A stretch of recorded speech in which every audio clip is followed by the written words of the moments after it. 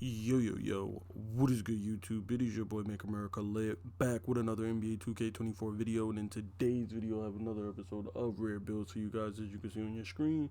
In today's episode we are going to be creating a high flyer build. So with that being said, let's jump right into the build. Now obviously you can make this build at any position. I'm choosing to make this at the shooting guard position just so that we get pushed to the small forward position. We'll go back and forth between the 2 and the 3. If we do play rec, as you know, because sometimes if you're a shooting guard, they push you up to small forward get pushed up to power forward, and I don't want to make this build at small forward and then get pushed to power forward, so I'm making this at the 2 guard, so we could play the 2 or the 3, could bounce back and forth. Height, I went 6'7", 208 pounds with a 7-foot wingspan, which these were just default. I never really messed around with the weight or the wingspan too much, but you could tweak this however you like.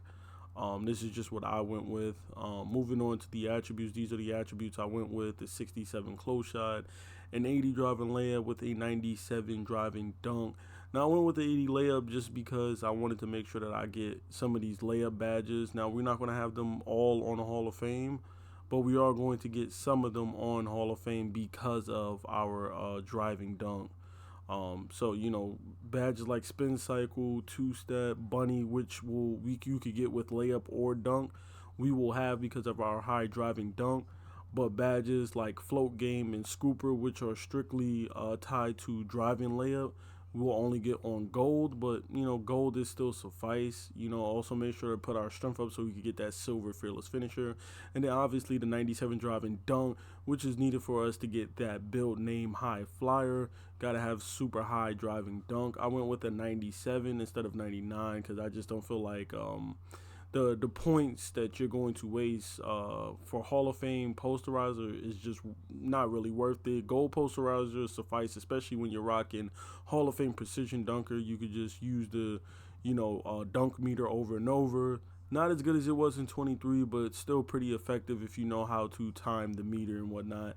Then obviously a 42 standing dunk, just so we can reach that 40 threshold for the standing dunk animations. Then moving on to our shooting, we have an 86 mid-range with an 82 3 ball. So as you can see, we're mostly going to have silver with some gold shooting, which I like about this build, because then it means that you're going to be versatile. You know, people will see the name high flyer and think that you're just a slash and build, or you're just going to catch alley oops and rim run. They're not going to realize you have an 86 midi and an 82 3 ball, so you can spot up and you'll be able to shoot, you know, that mid range off the dribble and whatnot with that, midi magician.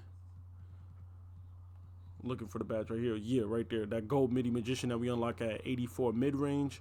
Along with the other badges that we're going to get for having that 86 mid-range, so we don't have to worry about our 3 not being super high.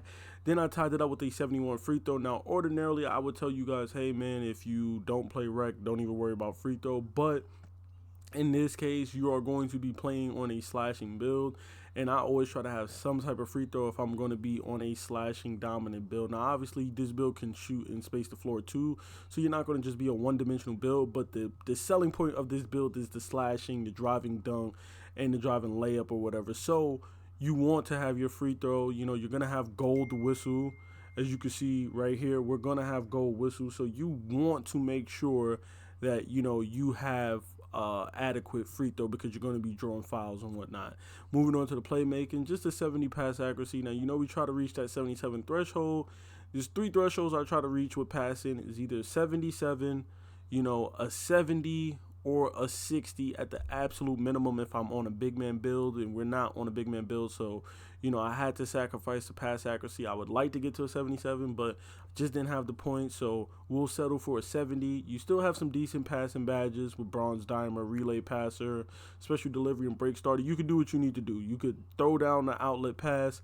You have the relay passer boost, so when you pass it to somebody and they pass it to somebody else, you got that boost.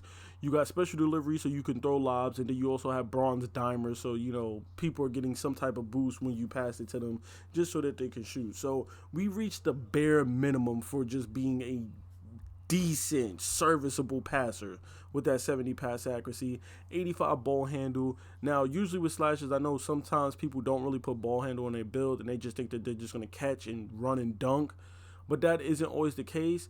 and with a high mid-range at the 86. You want a little bit of ball handle so you can chef up and create off the dribble. So, that's why I went with an 85 ball handle. You see that silver blow by, silver handles for days. We have some bronze killer combos, bronze speed boosters, silver unpluckable, gold ankle breaker, bronze physical handles. We will be able to create off the dribble. Same thing with that 75 speed with ball. That's what that's for. Bronze speed booster, silver blow by with the bronze hyperdrive. That's going to be enough to just get some space, so we can create. Then onto the defense, there's not really much here for the defense. The only thing I put on this build was perimeter defense, which I tell you guys, you want to reach that 76 perimeter defense threshold, because just having that on a 76 will net you pretty much every single defensive badge on bronze as far as perimeter defense. It will make you serviceable, or just an adequate defender on the perimeter, even if you don't have steal, even though if you don't have 90 something perimeter defense or Hall of Fame badges, you still have these bronze badges along with some pretty decent perimeter defense and shot contesting badges. So I went with the 76 perimeter defense, and then because we are 6'7" and we are going to have a pretty good vertical with an 86 vertical to get those elite contact dunk animations, I was like, you know what, we might as well throw some defensive rebound on this build. So I went with the 60 defensive rebound.